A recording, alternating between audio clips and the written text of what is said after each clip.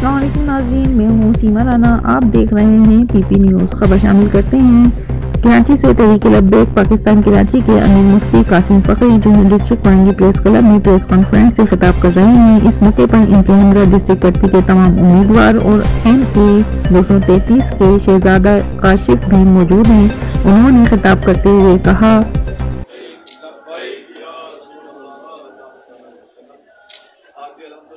आज कौम हमारे साथ, कौम की धड़कनें हमारे साथ, चंद एक अनासिर नतीजे हैं वो अगर साथ दे जाते अल्हम्दुलिल्लाह कौम हमारे साथ है। कौम की तमन्ना भी हम है, कौम की चाहत भी हम है और कौम की उम्मीदें भी हम हैं। इस वक्त सब की जानिब से कौम नाउम्मीद हो और कौम इस वक्त बिल्कुल बाशऊर है और शऊर के इस दर्जे पर इस वक्त कौम है। इंशाअल्लाह वो वाज़ेह तौर पर कौम साबित करेगी कि हम तहरीक लब्बैक पाकिस्तान के साथ हैं।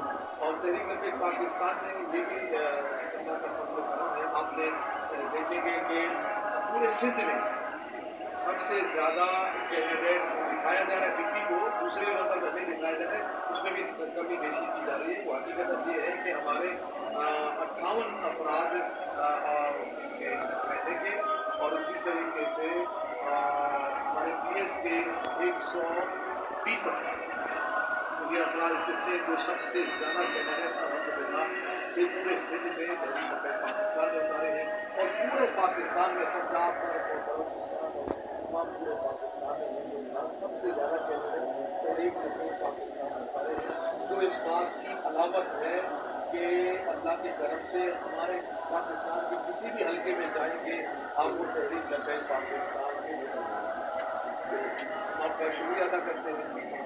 आप लोगों ने फैसला किया और इस निज़ाम के बारे में हम आपसे ये अपील भी करेंगे कि हमारी बात को, हमारे पैगाम को आगे भी बढ़ाई जाए।